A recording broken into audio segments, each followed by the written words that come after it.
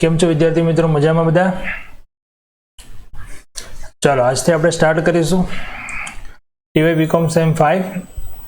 Subject આપણો છે advance accounting and auditing, જેને કોસ્ટ એન્ડ ફાઇનાન્શિયલ એકાઉન્ટ પણ કહી શકીએ. રાઈટ, પહેલા તો આપણે સિલેબસ અને પેપર શેલ વિશે જોઈ લઈએ. સિલેબસ જોઈએ તો ચેપ્ટર્સ અને આપણે યુનિટ પ્રમાણે જોઈએ તો યુનિટ 1 માં ચેપ્ટર નંબર 1 છે પ્રોસેસ કોસ્ટિંગ 1. યુનિટ 2 છે ચેપ્ટર નંબર 2 પ્રોસેસ કોસ્ટિંગ 2. એમાં જ બીજું ચેપ્ટર છે ચેપ્ટર નંબર 3 પ્રોસેસ કોસ્ટિંગ 3. એટલે કે યુનિટ 2 માં બે ચેપ્ટર છે આપણા, પ્રોસેસ કોસ્ટિંગ 2 અને પ્રોસેસ કોસ્ટિંગ 3, ચેપ્ટર 2 અને 3. યુનિટ 3 છે એમાં છે ચેપ્ટર નંબર 4 માર્જિનલ કોસ્ટિંગ. એમાં જ બીજું એક ચેપ્ટર છે chapter number 5 meaning of terms relating two decision making. Unit number 4 જેમાં પણ બે ચેપ્ટર છે, ચેપ્ટર નંબર 6 અમાલ્ગમેશન અકાઉન્ટ્સ અને એબ્સોર્પ્શન અકાઉન્ટ્સ. ઓકે, ચલો આ સાથે પેપર સ્ટાઇલ જોઈ લઈએ. પહેલા તો પેપર સ્ટાઇલમાં આપણા ટોટલ 5 ક્વેશ્ચન હોય છે, 14 માર્કનો એક ક્વેશ્ચન હોય છે, પણ એ કઈ રીતે યુનિટમાં અને કયા ચેપ્ટર વાઇઝ ડિવાઈડ કરેલા છે ખાસ અગત્યનું છે. ક્વેશ્ચન 1 છે યુનિટ 1 માંથી આવે છે, જે ચેપ્ટર નંબર 1 છે આપણો પ્રોસેસ કોસ્ટિંગ 1 માંથી. આમાં બે મેથડ છે આ ચેપ્ટરની અંદર પ્રોસેસ કોસ્ટિંગની.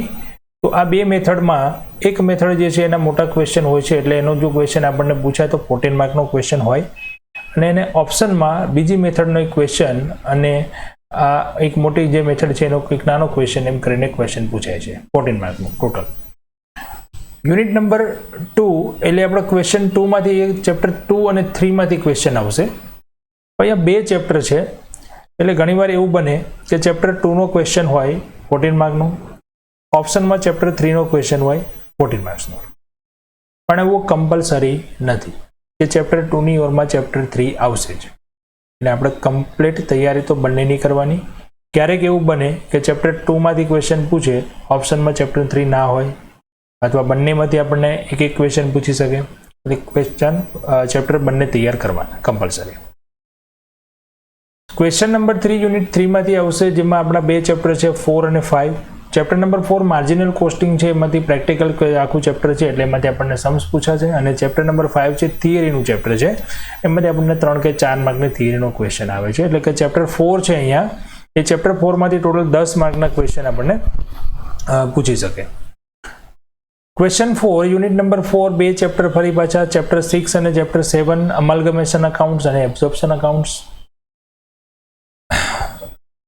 આ બંને ચેપ્ટરની અંદરથી પણ સેમ એવું છે કે અમાલ્ગમેશનનો ક્વેશ્ચન હોય, ઓપ્શનમાં એબ્સોર્પ્શનનો ક્વેશ્ચન હોય, ના પણ આવી શકે. કોઈ એક ચેપ્ટરમાંથી પણ ક્વેશ્ચન આવે, બીજું ચેપ્ટર ના પણ પૂછી શકે, એવું બની શકે. તો ચેપ્ટર બંને તૈયાર કરવાના.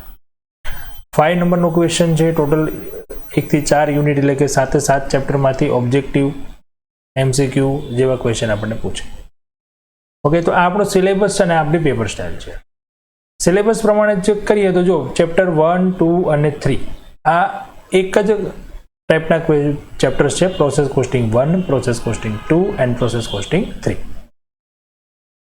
ત્યારબાદ એક ચેપ્ટર છે માર્જિનલ કોસ્ટિંગ, અને છેલ્લા બે ચેપ્ટર છે અમાલ્ગમેશન અકાઉન્ટ્સ અને એબ્સોર્પ્શન અકાઉન્ટ્સ. બરાબર. પ્રોસેસ કોસ્ટિંગની અંદર જ્યાં એવી સિસ્ટમ છે કે જે પ્રોડક્ટ તૈયાર કરવા માટે અલગ અલગ પ્રોસેસમાંથી પાસ થતી હોય, તો ત્યાં એક કોસ્ટિંગની કઈ મેથડ યુઝ કરવી અને કઈ રીતે અલગ અલગ પ્રોસેસની અલગ અલગ કોસ્ટ નક્કી કરવી, એના વિશેના ક્વેશ્ચન્સ અને એના વિશે આપણે જાણવાનું છે. માર્જિનલ કોસ્ટિંગ જે છે એ ચેપ્ટર આપણું એક ડિસિઝન મેકિંગ એનાલિસિસ બેઝ જેવું ચેપ્ટર છે. કોસ્ટ અકાઉન્ટનો એક મેઇન એમ હતો, એ એમ પ્રમાણે જોઈએ તો એ એમને આપણે પૂરો કરવા માટે, એ ઓબ્જેક્ટ પૂરો કરવા માટે, એનાલિસિસ કરવા માટે અલગ અલગ કેલ્ક્યુલેશન્સ કરવી પડે. તો એ કેલ્ક્યુલેશન્સની જે મેથડ જે સિસ્ટમ છે એ આપણે માર્જિનલ કોસ્ટિંગમાં શીખવાની છે. અને માર્જિનલ કોસ્ટિંગ માટે, ડિસિઝન મેકિંગ માટે અમુક ટર્મ્સ જે આપણે ચેપ્ટર 5 માં શીખવાના. ચેપ્ટર 6 અને 7 જે છે એ ફાઇનાન્શિયલ એકાઉન્ટના બેઝ પર છે. ચેપ્ટર 1 to 5 જે હતા એ ટોટલ કોસ્ટ અકાઉન્ટ બેઝ હતા અને 6 અને 7 જે છે એ ફાઇનાન્શિયલ એકાઉન્ટ બેઝ છે. અમાલ્ગમેશન અને એબ્ઝોર્પ્શન્સ. અમાલ્ગમેશન્સ એટલે આપણે સંયોજન કહી શકીએ અને એબ્ઝોર્પ્શન્સ એટલે આપણે સમાવેશ કહી શકીએ. તો ફ્રેન્ડ્સ, બે અલગ અલગ કંપનીઝ હોય એ બંને કંપનીને મર્જ એટલે કે ભેગી કરી અને ત્રીજી એક નવી કંપની બનાવવી, એના જે ટ્રાન્ઝેક્શન્સ અને એ સિચ્યુએશન જે હોય ત્યારે અકાઉન્ટિંગ રેકોર્ડ્સ કઈ રીતે મેન્ટેન કરવા એના વિશે આ બંને ચેપ્ટરમાં શીખવાનું છે. એટલે આપણો અડધો પાર્ટ જે છે 3 યુનિટ, એ 3 યુનિટના જે ચેપ્ટર્સ છે કોસ્ટ અકાઉન્ટના છે અને 2 ચેપ્ટર જે છે એ ફાઇનાન્શિયલ એકાઉન્ટના છે.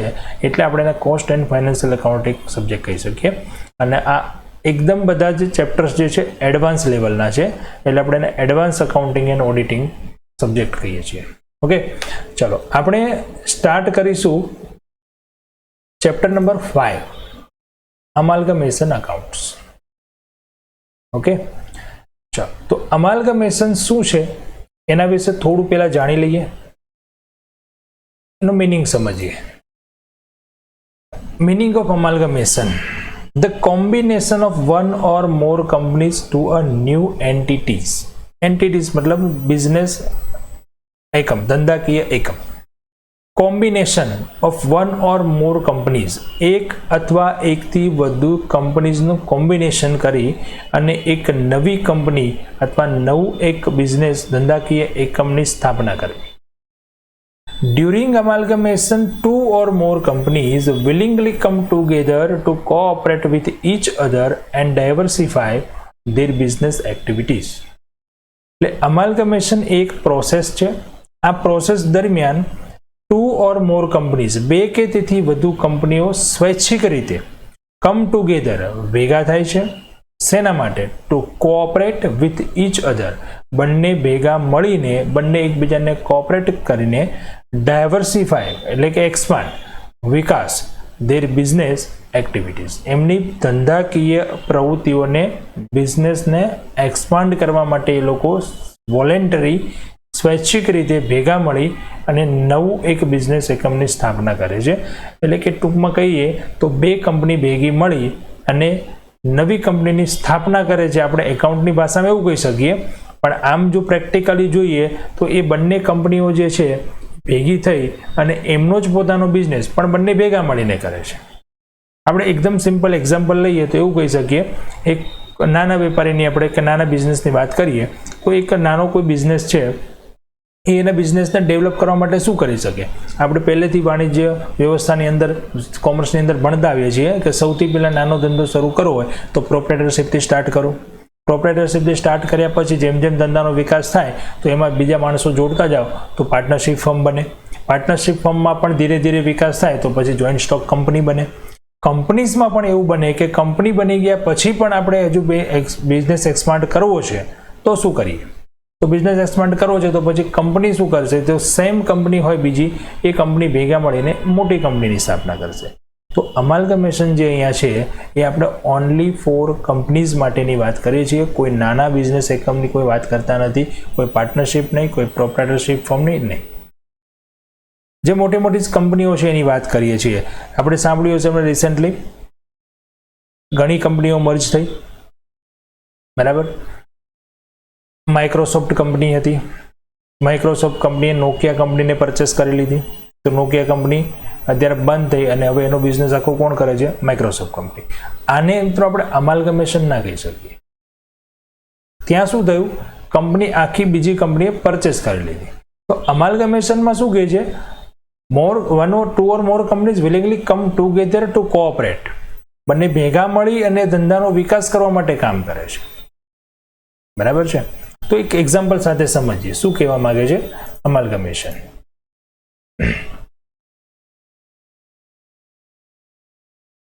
જો અહીંયા મેં એક્ઝામ્પલ કર્યું કંપની એ લિમિટેડ અને કંપની બી લિમિટેડ. હવે આ બંને કંપની ભેગી મળી અને કાં તો નવી કંપની એ બી લિમિટેડ બનાવે અને નવી કંપની કાં તો સી લિમિટેડ બનાવે, વોટ એવર, નવું ગમે તે નામ આપી શકે. પણ અહીંયા ધ્યાન એ રાખવાનું છે કંપની એ અને કંપની બી કોણ છે? તો બંને એકબીજાની કોમ્પિટિટર છે. કોમ્પિટિશન ઘટાડવા માટે અને ધંધાનો વિકાસ કરવા માટે એ બંને ભેગા મળી અને હવે સાથે બિઝનેસ કરવા માગે છે અને મોટી કંપની બનાવવા માગે છે. તો એ બંને ભેગા મળશે તો એ કંપનીનું પોતાનું નામ પણ રદ થઈ જશે, બી કંપનીનું પોતાનું નામ પણ રદ થઈ જશે અને બંને ભેગા મળીને નવું જ કંઈક નામ આપશે. એબી લિમિટેડ પણ આપી શકે, સી લિમિટેડ પણ આપી શકે, ડી લિમિટેડ પણ આપી શકે, એબીસી લિમિટેડ પણ આપી શકે. બરાબર છે. તો આ સંજોગોમાં એને કહેવાય અમાલ્ગમેશન. અહીંયા કોઈ કંપનીનો બિઝનેસ બંધ થતો નથી, કંપનીનું ખાલી શું થાય છે, રૂપાંતર થાય છે. એ કંપની હતી એ હવે શું બની ગઈ, એબી લિમિટેડ. બી કંપની હતી એ પણ હવે શું બની ગઈ, બી લિમિટેડ. કંપનીના જે ડિરેક્ટરો જે શેર હોલ્ડરો જે છે એ કંપનીના હતા, હવે શેના બની ગયા, એબી લિમિટેડના. બી કંપનીના હતા, હવે શેના બની ગયા, એબી લિમિટેડના. કોઈ કંપની કોઈ ધંધો અહીંયા બંધ થતો નથી, પણ ધંધાનો વિકાસ વિસ્તાર વધારવા માટે બે કંપનીઓ ભેગી મળી અને ત્રીજી કંપનીની સ્થાપના કરે છે. That is called amalgamation of companies. Right, clear થઈ ગયું હશે બધાને? ચાલો, હવે આ સિચ્યુએશનમાં આપણો રોલ શું છે, આપણે શું શીખવાનું છે, આપણે એમના અકાઉન્ટ્સ કઈ રીતે તૈયાર કરવા એ જોવાના છે. બરાબર છે. તો પહેલા જોઈએ ટાઈપ્સ ઓફ અમાલ્ગમેશન. અમાલ્ગમેશન કેટલા ટાઈપ્સનું હોય છે. બરાબર. તો અહીંયા અમાલ્ગમેશનના ટાઈપ્સ માટે એક વાત કરીશું પહેલા AS14. AS નો મતલબ થાય અકાઉન્ટિંગ સ્ટાન્ડર્ડ્સ, જે ICAI દ્વારા બહાર પાડવામાં આવે. દરેક કંપનીને કંટ્રોલ કરવા માટે, દરેક કંપનીના હિસાબોની અંદર એકરૂપતા જાળવવા માટે એકાઉન્ટિંગ સ્ટાન્ડર્ડ ઇસ્યુ કરવામાં આવે. અને આ એકાઉન્ટિંગ સ્ટાન્ડર્ડ 14 જે છે એ પર્ટિક્યુલર અમાલ્ગમેશન્સ માટેનું છે. અને આ IS સ્ટાન્ડર્ડ 14 જે છે ASની અંદર આપણને સૂચના આપી છે કે અમાલ્ગમેશન વખતે કંપનીઝના હિસાબો કઈ રીતે તૈયાર કરવા. તો આ AS14 પ્રમાણે અમાલ્ગમેશન જે છે આ બે ટાઈપ્સના છે. ફર્સ્ટ છે in the nature of merger and second છે in the nature of purchase. ક્યારેક કયા ટાઈપનું અમાલ્ગમેશન છે તમને ક્વેશ્ચનમાં ઇન્ફોર્મેશન નહીં આપી હોય, જે આપણે જાતે નક્કી કરવું પડશે અને એ પ્રમાણે આપણે એની મેથડ લખી અને એ પ્રમાણે આપણે એના હિસાબ તૈયાર કરવા પડશે. ચલો, તો પહેલા જોઈ લઈએ in the nature of merger. AS14 માં એવું કહેવામાં આવે છે, કન્ડિશન્સ આપેલી છે, જો આ કન્ડિશન્સ ફૂલફિલ થતી હોય તો એ in the nature of merger કહેવાશે, અને જો આ કન્ડિશન નહીં સેટિસ્ફાય થતી હોય તો એ જે છે in the nature of purchase ગણાશે. શું છે કન્ડિશન્સ છે? ફર્સ્ટ કન્ડિશન છે assets and liabilities of old companies must be transferred in the new company at the same figures. પહેલી કન્ડિશન છે, જે નવી કંપની છે, જે નવી કંપનીની સ્થાપના કરીએ છીએ આપણે, એ નવી કંપનીમાં જૂની કંપનીની બધી જ એસેટ્સ અને બધી જ લાયબિલિટીઝ ટ્રાન્સફર કરી દેવામાં આવશે. સેમ ફિગર એટલે કે એની એમાઉન્ટ વેલ્યુઝમાં કોઈ ચેન્જીસ થશે નહીં. સેકન્ડ કન્ડિશન છે share holders holding 90% of the face value of old company shares must become the share holders of the new company. જૂની કંપનીના જે શેર હોલ્ડર છે એ શેર હોલ્ડરોમાંથી 90% શેર હોલ્ડરો નવી કંપનીના શેર હોલ્ડર બનવા જોઈએ. થર્ડ નંબર છે the equity share holders of the old company must be pad in the form of shares of new companies of new company. Third point જે છે અગત્યનો છે the equity share holder. Share holder બે ટાઈપના હોય, equity ને preference. અહીંયા only વાત કરી છે ઇક્વિટી શેર હોલ્ડરની. ઓલ્ડ કંપનીઝ, જૂની કંપનીઓના જે શેર હોલ્ડર્સ છે એમને paid in the form of shares of new equity shares of the new company. Equity share હોલ્ડરોને નવી કંપનીના ઇક્વિટી શેર હોલ્ડરોમાં જ પેમેન્ટ કરવાનું છે. અહીંયા પેમેન્ટ વાત આવી એટલે શેના માટે? તો આપણે ઉપર વાત કરીએ 90%. સમજો કે 10% લોકો એવા છે કે જે લોકો નવી કંપનીમાં શેર હોલ્ડર બનવા તૈયાર નથી, તો એમને કંપની એમનો જે શેર એમાઉન્ટ હશે એ રિફંડ કરી દેશે, રિટર્ન કરી દેશે. તો એમને પણ કઈ રીતે પેડ કરવાનું છે? In the form of new equity shares. Equity share જ આપવાના, પ્રેફરન્સ શેર્સ આપવાના નથી. ઇક્વિટી શેર હોલ્ડરને ઇક્વિટી શેર જ આપી શકાશે. ફોર્થ જે છે એ છે the intention must be continue the business of the old company after amalgamation. Amalgamation કર્યા પછી કંપની બંધ કરવાનો ઈરાદો હોવો જોઈએ નહીં, બિઝનેસ કન્ટિન્યુ રાખવાનો ઈરાદો હોવો જોઈએ. લાસ્ટ વન છે No changes in the values of assets and liabilities of the old company must be made in the new company. Assets અને લાયબિલિટીઝમાં કોઈ પણ પ્રકારનો ચેન્જીસ થશે નહીં. જે ઓલ્ડ કંપનીની હતી એ ન્યૂ કંપનીની થઈ જશે. આ 5 કન્ડિશન જો સેટિસ્ફાય થતી હોય તો એ ગણાશે amalgamation in the nature of merger.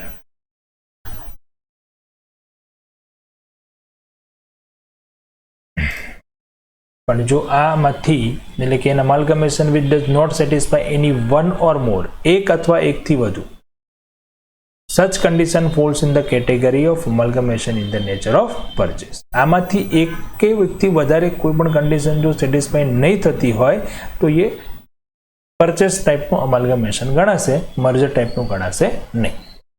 Okay, તો બે ટાઈપના અમાલ્ગમેશન થયા, in the nature of merger, in the nature of purchase.